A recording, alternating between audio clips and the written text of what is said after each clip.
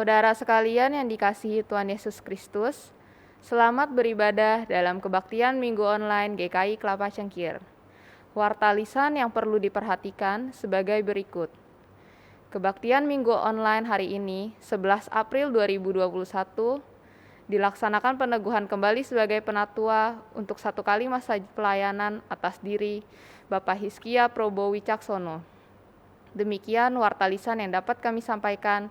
Kami sangat mengharapkan saudara sekalian dapat turut serta di dalam kegiatan yang dapat dibaca pada warta jemaat.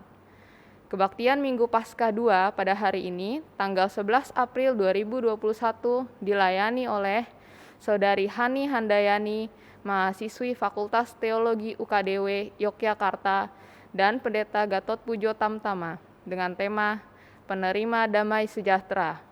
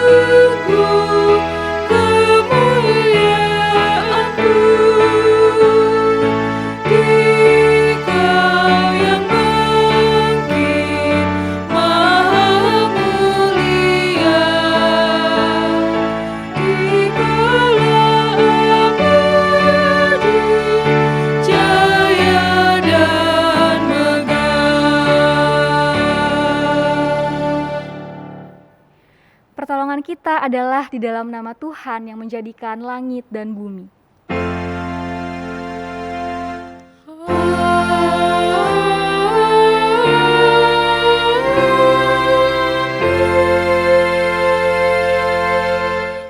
Kasih karunia dan damai sejahtera dari Allah Bapa kita dan Tuhan Yesus Kristus menyertai saudara.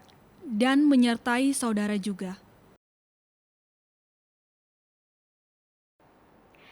Ibu bapak dan saudara sekalian, kebangkitan Yesus telah kita rayakan.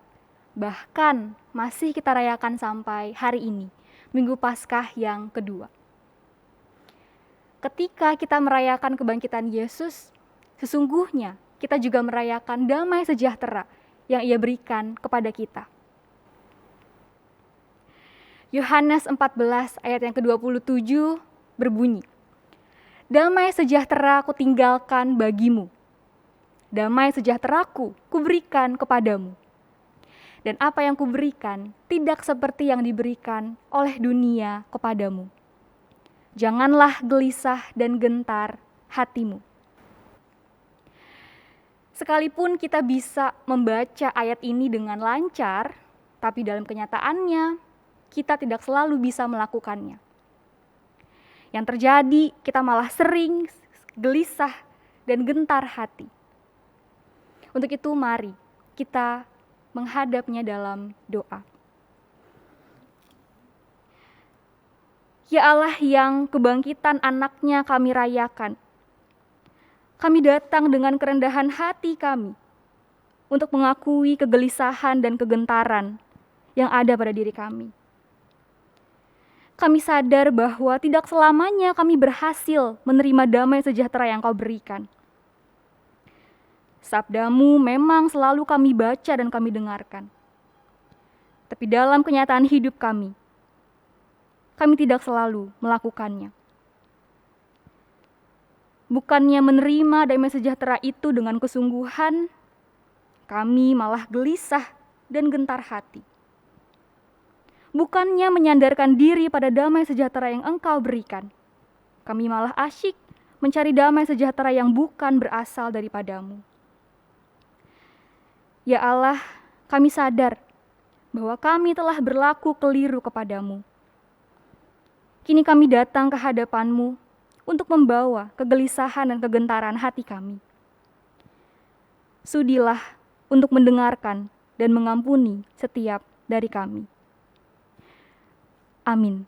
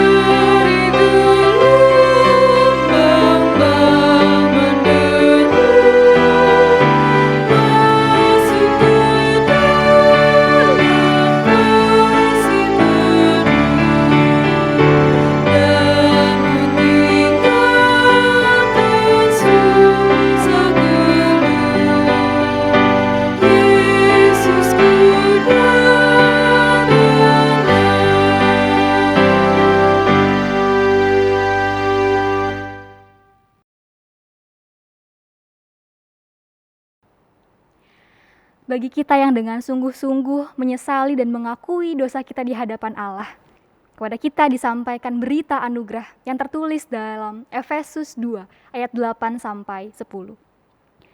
Sebab karena kasih karunia kamu diselamatkan oleh iman, itu bukan hasil usahamu, tetapi pemberian Allah. Itu bukan hasil pekerjaanmu. Jangan ada orang yang memegahkan diri. Karena kita ini buatan Allah, diciptakan dalam Kristus Yesus untuk melakukan pekerjaan baik yang dipersiapkan Allah sebelumnya. Ia mau supaya kita hidup di dalamnya. Demikianlah berita anugerah dari Tuhan. Syukur kepada Allah.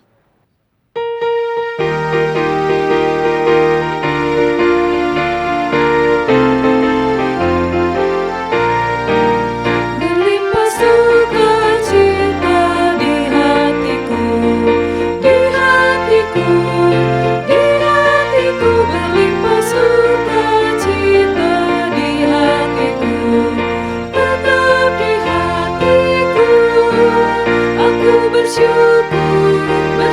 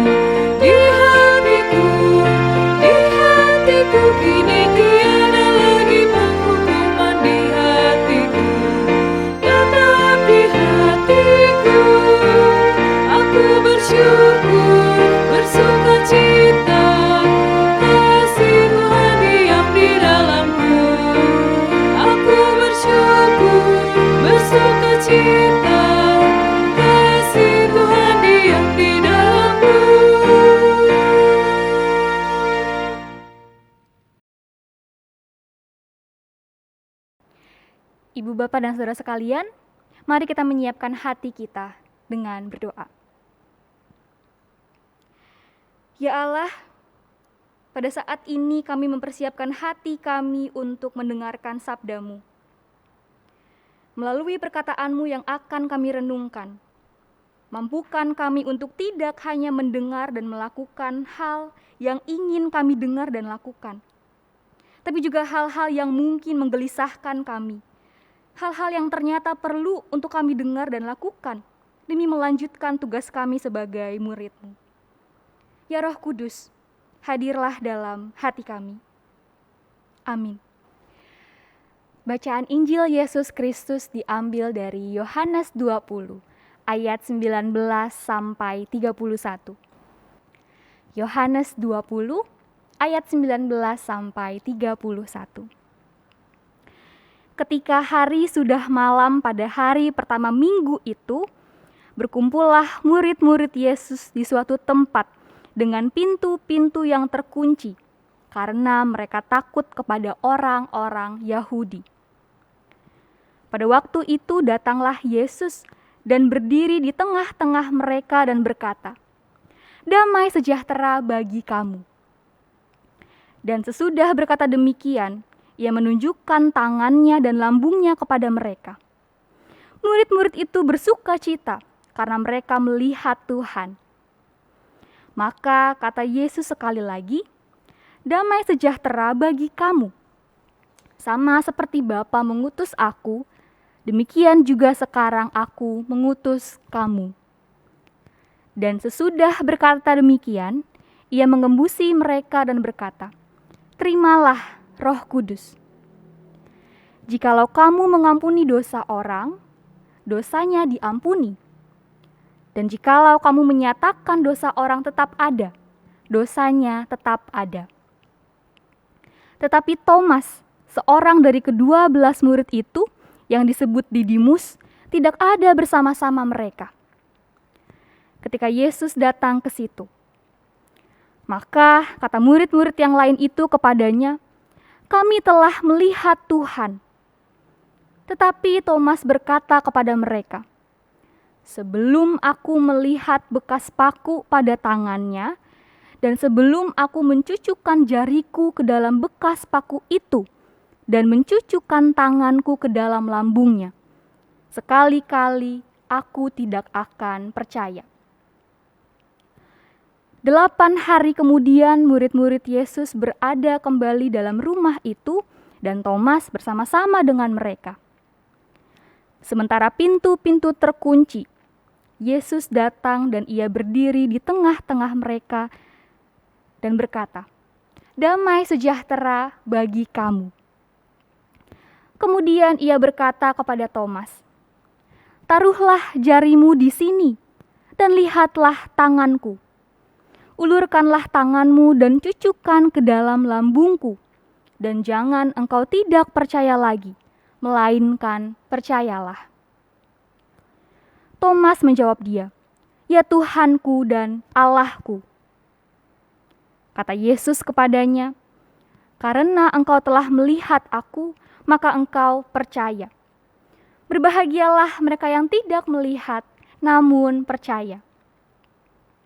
Memang masih banyak tanda lain yang dibuat Yesus di depan mata murid-muridnya yang tidak tercatat dalam kitab ini. Tetapi semua yang tercantum di sini telah dicatat supaya kamu percaya bahwa Yesuslah Mesias, Anak Allah, dan supaya kamu oleh imanmu memperoleh hidup dalam namanya. Demikianlah Injil Yesus Kristus. Berbahagialah orang yang mendengarkan dan yang memelihara firman Tuhan. Haleluya.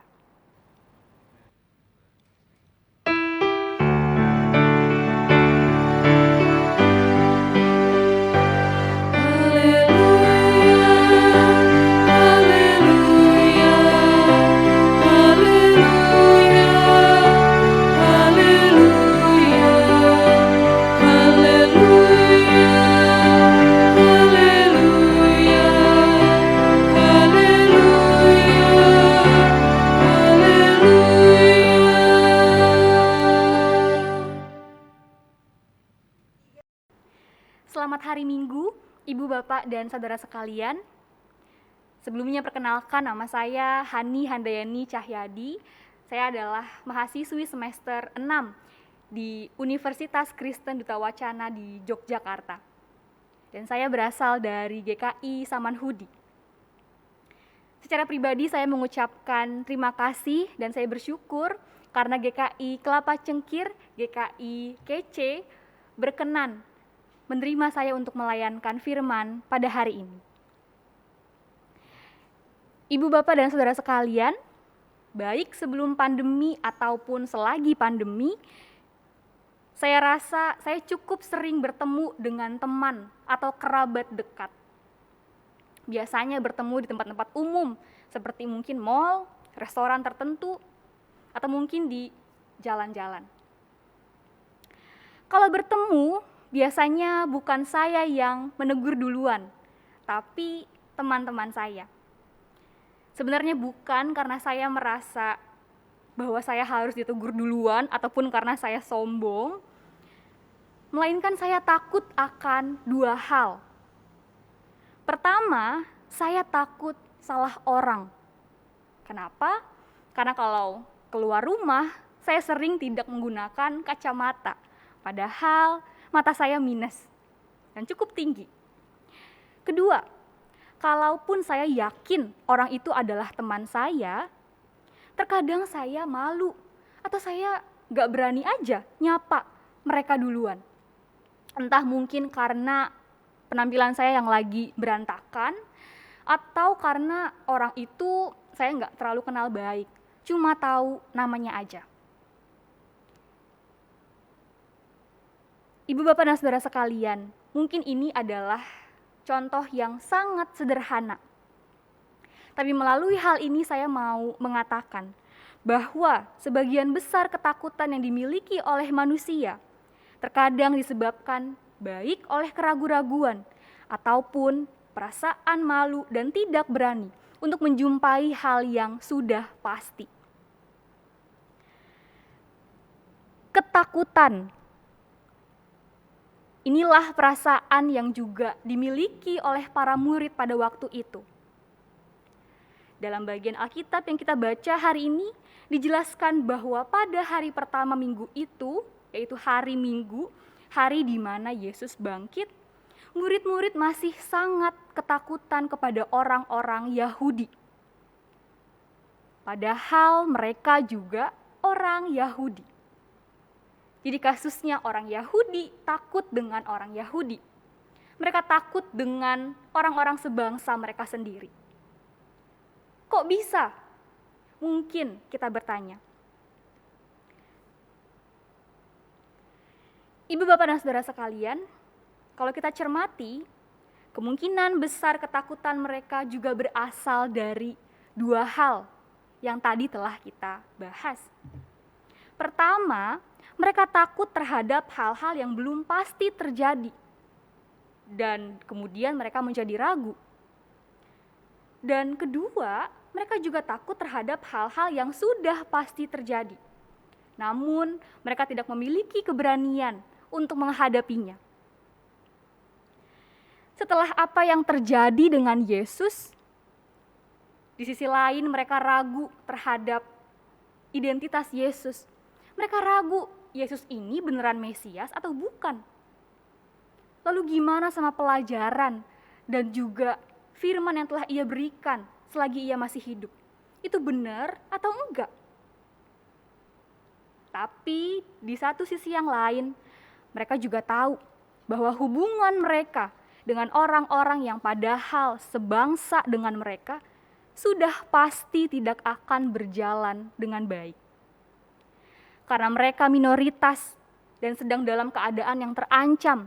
Entah itu mungkin terancam dianiaya atau bahkan terancam ikut-ikutan dibunuh seperti guru mereka. Mereka jadi ketakutan sendiri dan berusaha melindungi diri mereka dari kemungkinan terburuk yang bisa saja terjadi. Pintu-pintu rumah yang terkunci merupakan tanda bahwa para murid belum bisa berdamai dengan keadaan pada saat itu, apalagi dengan diri mereka sendiri. Tetapi siapa yang mengira di tengah keadaan yang menghimpit itu, bahkan di tengah upaya para murid untuk mengunci diri mereka, Yesus datang ke tengah-tengah mereka. Mereka yang sedang dirundung ketakutan menerima sapaan yang luar biasa menyejukkan. Damai sejahtera bagi kamu. Peace be with you. Inilah salam atau ungkapan yang pertama kali keluar dari mulut Yesus. Mengapa Yesus mengatakan salam ini? Apakah karena ini adalah salam yang biasa disampaikan ketika bertemu dengan kerabat? Tentu iya. Tapi apakah hanya sekedar salam? Tentu tidak. Yesus datang dan memberikan salam damai sejahtera kepada para murid karena ia tahu bahwa inilah hal yang sangat dibutuhkan oleh mereka pada saat itu. Yesus memberikan damai sejahtera kepada para murid karena mereka jelas sedang berada dalam keadaan yang sama sekali tidak damai sejahtera. Lalu apa makna dari salam damai sejahtera tersebut? Kalau kita lihat dari bahasa aslinya, bahasa Yunani, kata yang dipakai adalah eirene. Kata ini selain berarti damai, juga dapat diartikan sebagai perdamaian. Dan kalau kita berbicara soal perdamaian, itu berarti harus ada orang yang melakukan sesuatu. Gak bisa cuma diem aja. Itu berarti salam yang diucapkan Yesus bukan sekedar kata-kata yang sifatnya informatif, damai sejahtera bagi kamu, tapi persuasif. Ayo, mari menciptakan perdamaian bagi kamu, menciptakan keadaan yang damai sejahtera. Tapi keadaan dalam artian apa? Apakah Yesus bermaksud untuk yuk ciptain keadaan sekitar menjadi lebih damai? Kalau iya rasanya agak sedikit janggal. Menurut saya Yesus terlalu muluk-muluk kalau ia mengajak para murid untuk mendamaikan situasi sekitar. Keadaan pada saat itu jelas tidak akan menjadi damai begitu saja. Karena para murid masih harus berhadapan dengan orang-orang Yahudi yang tidak suka dengan kehadiran mereka. Keadaan eksternal yang dihadapi para murid tidak mungkin langsung berubah menjadi damai. Dengan demikian maka kita dapat memahami bahwa salam damai sejahtera Yesus diperuntukkan bukan untuk mendamaikan keadaan di luar diri, melainkan mendamaikan diri para murid, keadaan internal. Ibu, bapak, dan saudara sekalian, sadarkah kita bahwa Yesus yang memberikan damai sejahtera itu adalah Yesus yang tidak sempurna? Pada tangannya terdapat bekas paku, pada lambungnya terdapat bekas tombak. Dan yang menarik, Yesus sama sekali tidak menutupi atau bahkan menghilangkan bekas luka itu. Bahkan ia mempersilahkan Thomas untuk menyentuh ketidaksempurnaan dirinya. Itu berarti keterlukaan bukanlah sebuah halangan untuk menyatakan kedamaian. Dengan kehadirannya, Yesus memberikan daya bagi para murid untuk berdamai dengan dirinya sendiri, sekalipun mereka memiliki lukanya masing-masing. Melalui kehadirannya, Yesus mengajak para murid untuk berdamai dengan rasa ketakutan mereka, sekalipun keadaan pada saat itu justru sangat menakutkan. Ibu, bapak, dan saudara sekalian, jika kita bisa membaca bahkan memahami arti damai sejahtera yang diberikan oleh Yesus kepada para murid, itu berarti kita juga diundang untuk menjadi penerima damai sejahtera. Menerima damai sejahtera adalah hal yang sangat penting dalam kehidupan kita. Karena hanya dengan berdamai dengan diri sendiri, kita baru bisa menjalankan tugas dan panggilan hidup kita dengan lebih bertanggung jawab, dengan lebih utuh. Kita tahu bahwa keadaan sekitar mungkin tidak selalu mudah, tapi kedamaian dari Yesus adalah kedamaian yang berasal dari dalam diri kita, tidak bergantung pada keadaan di luar diri kita. Dan melalui ketidaksempurnaan Yesus, kita diingatkan bahwa kita tidak perlu takut akan luka yang kita miliki. Kita tidak perlu menjadi sempurna, karena kesempurnaan bukanlah prasyarat sebuah kedamaian. Justru dalam hal ini, Yesus menantang kita untuk berdamai dengan ketidaksempurnaan kita. Dan jika kita bisa berdamai dengan diri sendiri, maka kita akan dimampukan untuk berjalan sekalipun dalam keadaan yang tidak damai. Kita juga adalah penerima damai sejahtera. Tapi ceritanya nggak selesai sampai di sini, Ibu, Bapak, dan Saudara sekalian. Masih ada ungkapan damai sejahtera yang kedua, bahkan ketiga, yang dilengkapi dengan pengutusan Yesus kepada para murid. Ayat 21 berbunyi, damai sejahtera bagi kamu. Sama seperti Bapa mengutus aku, demikian juga sekarang aku mengutus kamu. Kira-kira apa maknanya? Kalau kita mengartikan ungkapan damai sejahtera sebagai ajakan, maka konsekuensi logisnya jadi seperti ini. Kalimat sama seperti Bapa mengutus aku, itu berarti Yesus telah diutus oleh Bapa untuk memberikan damai sejahtera bagi para murid. Dan itu berarti para murid berperan sebagai penerima damai sejahtera. Namun kalimat demikian juga sekarang aku mengutus kamu, itu berarti sekarang saatnya bagi para murid diutus oleh Yesus untuk memberikan damai sejahtera kepada orang lain.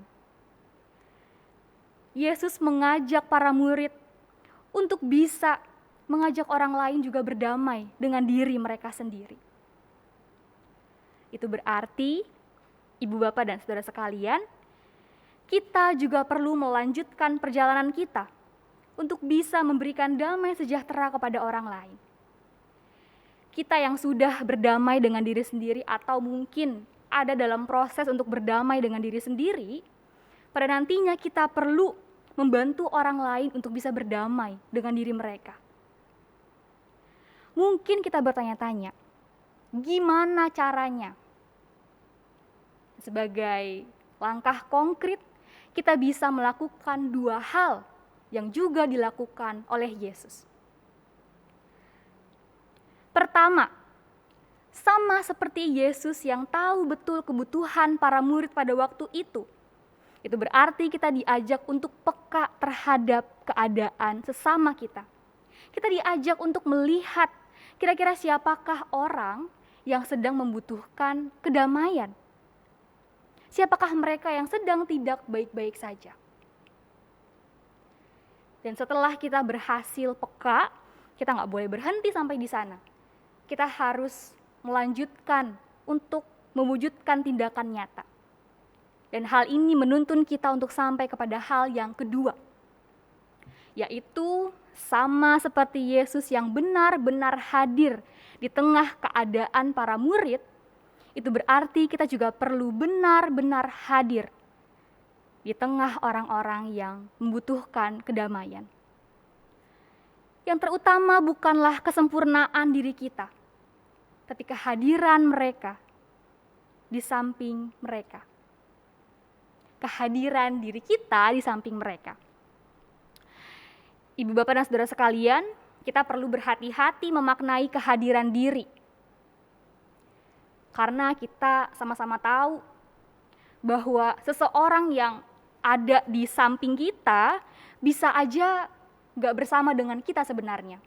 Pikirannya kemana-mana, dan dengan demikian mereka gak akan mengerti apa yang kita rasakan atau kita ucapkan.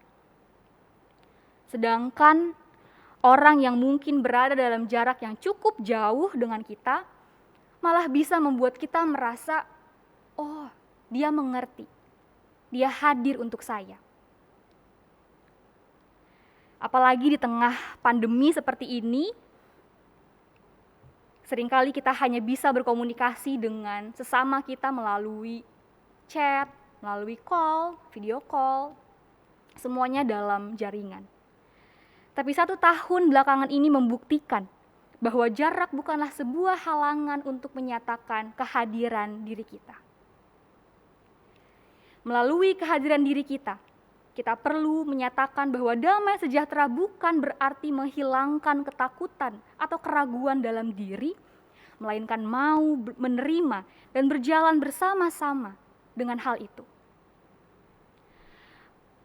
Dengan kita membuat orang lain sadar bahwa keadaan yang dihadapinya memang tidak akan selalu mudah, hal ini sudah dapat dikatakan dengan berdamai dengan diri sendiri. Berdamai dengan rasa takut, berdamai dengan rasa ragu, bahkan dengan ketidaksempurnaan diri. Kebangkitan Yesus mengajak kita untuk tidak hanya menjadi penerima damai sejahtera, tapi juga pemberi damai sejahtera. Amin.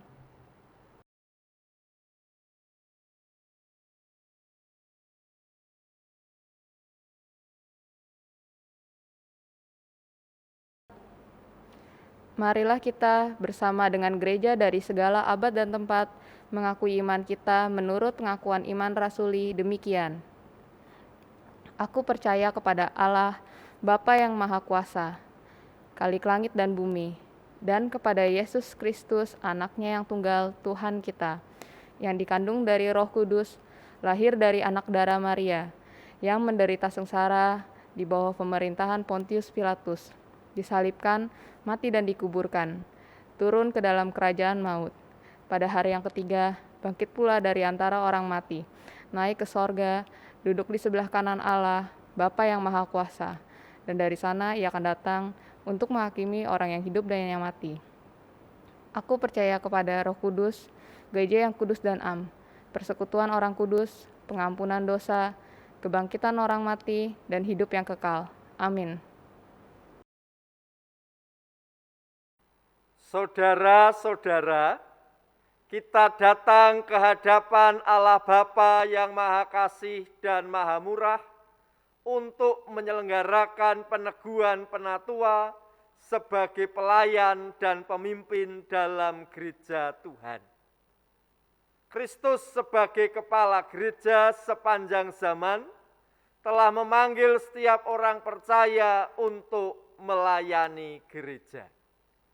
GKI berada dalam suatu tradisi di mana Allah memanggil dan memberdayakan para pendeta dan penatua untuk memimpin gereja dalam menjalankan misinya di tengah dunia sebagai peran serta gereja dalam misi Allah.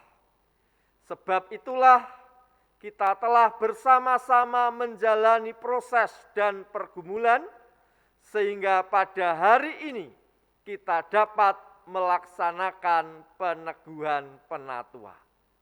Marilah kita berdoa.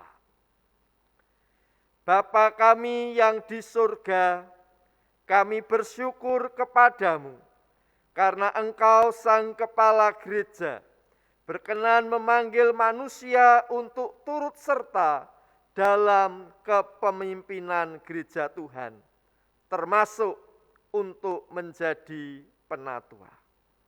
Kami percaya Tuhan yang memanggil Saudara Hizkia Probo Wicaksono untuk menjadi penatua, Tuhan pula yang akan memperlengkapinya. Kami berdoa di dalam nama Tuhan Yesus Kristus. Amin. Calon penatua yang dikasihi oleh Tuhan, saudara telah dicalonkan dan dipilih oleh jemaat untuk jabatan penatua. Apakah saudara percaya dalam hati saudara bahwa saudara dipanggil oleh Allah melalui gereja Tuhan Yesus Kristus untuk menjadi penatua? Apakah saudara percaya bahwa Alkitab Perjanjian Lama dan Perjanjian Baru adalah firman Allah yang menunjukkan jalan keselamatan di dalam Tuhan Yesus Kristus? Dan karena itu, saudara akan menjaga jemaat dari segala pengajaran yang bertentangan dengan kebenaran Alkitab. Apakah saudara bersedia memberitakan Injil dari Tuhan dan Juru Selamat kita Yesus Kristus dan memegang kesaksian Alkitab itu serta menjaga keutuhan gereja? Apakah saudara bersedia mendalami Alkitab dengan rajin dan hidup dalam anugerah Tuhan? Apakah saudara bersedia mendoakan jemaat Tuhan dan membimbing mereka dengan teladan saudara dalam kesetiaan pelayanan dan hidup yang kudus? Apakah saudara bersedia menerima dan mentaati ajaran dan tata gereja GKI? Apakah saudara bersedia setia dalam persekutuan, kesaksian, dan pelayanan GKI dengan menggunakan segenap kekuatan saudara untuk misi Allah dan misi gereja di dunia, kini dan di sini? Apakah saudara bersedia bekerja sama dalam jemaat, majelis klasis, majelis sinode wilayah, dan majelis sinode untuk memajukan perwujudan keesaan gereja, serta menantikan dalam segala pengharapan kedatangan Kristus kembali?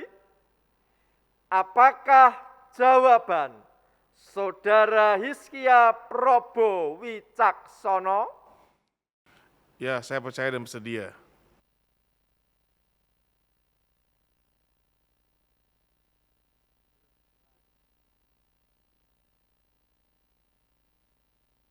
Saudara Hizkia Probo Wicaksono, selaku hamba Tuhan Yesus Kristus, saya meneguhkan engkau ke dalam jabatan penatua dalam nama Bapa, Anak, dan Roh Kudus.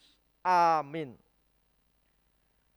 Allah yang Maha Kasih dan Maha Kuasa, Bapa Tuhan Yesus Kristus, kiranya melengkapi saudara dengan kuasa Roh Kudus dalam mengembalakan jemaat Tuhan. Allah yang Maha Murah dan penuh anugerah, kiranya memenuhi saudara dengan karunia dan kuasa untuk melayankan firman, penggembalaan, dan pembangunan jemaat. Amin.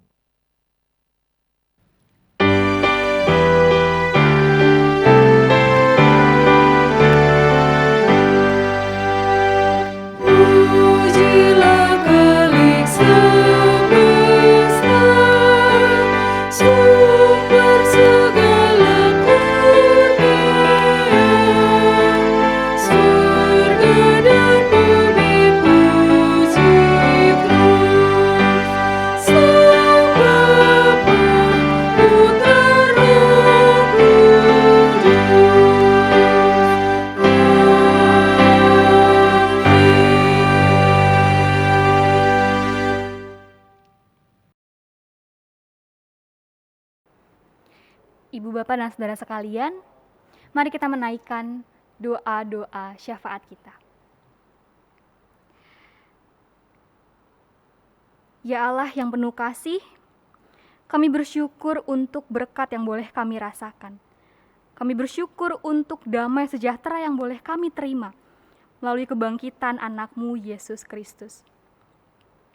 Melalui kebangkitan Yesus, biarlah kami terus diingatkan untuk tidak puas hanya menjadi penerima damai sejahtera, tapi kami harus melanjutkan perjalanan kami untuk dapat menjadi pemberi damai sejahtera, terkhusus kepada sesama kami manusia yang sedang dirundung ketakutan atau diliputi keraguan. Ya Allah, kami juga teringat kepada teman-teman kami, saudara kami, atau bahkan keluarga kami yang berada di Kupang, NTT, yang seminggu lalu mendapatkan bencana banjir bandang. Dan mungkin dalam beberapa hari yang lalu juga mereka masih merasakan hal yang menyedihkan. Kami berdoa bagi orang-orang yang menjadi korban, kami berdoa bagi orang-orang yang rumahnya hancur, yang rumahnya rata dengan tanah. Kami berdoa bagi anak-anak yang ada di sana, anak-anak yang membutuhkan sekolah, perlindungan, makanan. Kiranya kami, baik sebagai pribadi ataupun sebagai gerejamu, boleh menunjukkan aksi nyata, boleh mempraktikkan apa yang disebut dengan memberi damai sejahtera. Ya Tuhan, kami juga berdoa untuk diri kami masing-masing. Kami tahu bahwa ada begitu banyak peran yang kami emban. Kami berperan sebagai anak, kami berperan sebagai orang tua, kami berperan sebagai pasangan, sebagai pacar, sebagai suami ataupun istri. Kami juga berperan sebagai kakak ataupun adik. Kami juga berperan sebagai atasan ataupun bawahan di tempat kerja kami. Tapi ya Tuhan, di tengah begitu banyaknya peran yang kami emban, mampukan kami untuk bisa melakukan hal-hal yang seturut dengan kehendak Tuhan dan tidak melupakan peran utama kami, yaitu sebagai murid Tuhan. Ya Tuhan, kami berdoa di tengah keadaan yang begitu menghimpit, di tengah keadaan yang mungkin begitu menakutkan, mampukan kami untuk bisa menjaga kesehatan diri kami, baik itu kesehatan fisik ataupun kesehatan mental. Di tengah kesibukan kami sehari-hari, biarlah kami boleh menemukan keseimbangan yang tepat, waktu yang tepat, baik untuk kami bekerja, belajar, melakukan aktivitas, tapi juga waktu untuk kami beristirahat, jeda sejenak, untuk merenungkan hal apa saja yang telah kami lakukan. Agar kami tidak melakukan apapun yang kami lakukan secara begitu saja, secara otomatis. Tapi biarlah kami melakukannya dengan hati dan dengan penuh pemaknaan. Terima kasih ya Tuhan, kami menyerahkan sisa waktu kami, sisa hari kami, bahkan kehidupan kami di dalam nama Tuhan Yesus. Amin. Nas persembahan diambil dari Bilangan 18 ayat 29. Dari segala yang diserahkan kepadamu, yakni dari segala yang terbaik di antaranya, haruslah kamu mempersembahkan seluruh persembahan khusus kepada Tuhan, sebagai bagian kudus daripadanya. Saudara sekalian dapat memberikan persembahan melalui transfer ke rekening Majelis GKI Kelapa Cengkir maupun scan QRIS GKI Kelapa Cengkir.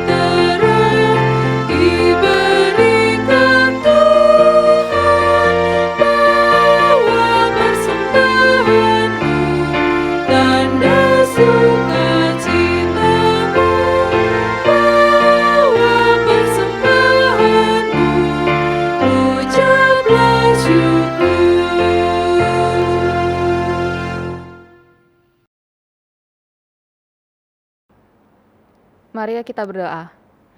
Ya Tuhan, Bapa yang baik, kami bersyukur karena Engkau masih memberikan kesempatan untuk kami beribadah meskipun secara daring. Berkatilah persembahan kami agar dapat memperluas kerajaan-Mu di muka bumi ini dan dapat menjadi berkat bagi sesama kami yang membutuhkan. Dalam nama Tuhan Yesus kami berdoa. Amin.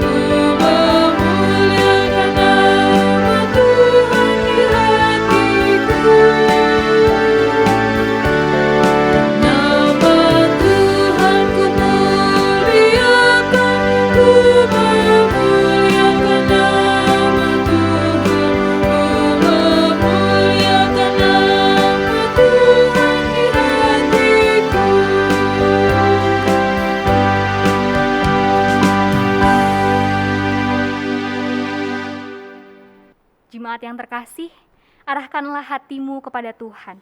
Kami mengarahkan hati kami kepada Tuhan. Jadilah penerima dan pemberi damai sejahtera Kristus. Syukur kepada Allah, Terpujilah Tuhan.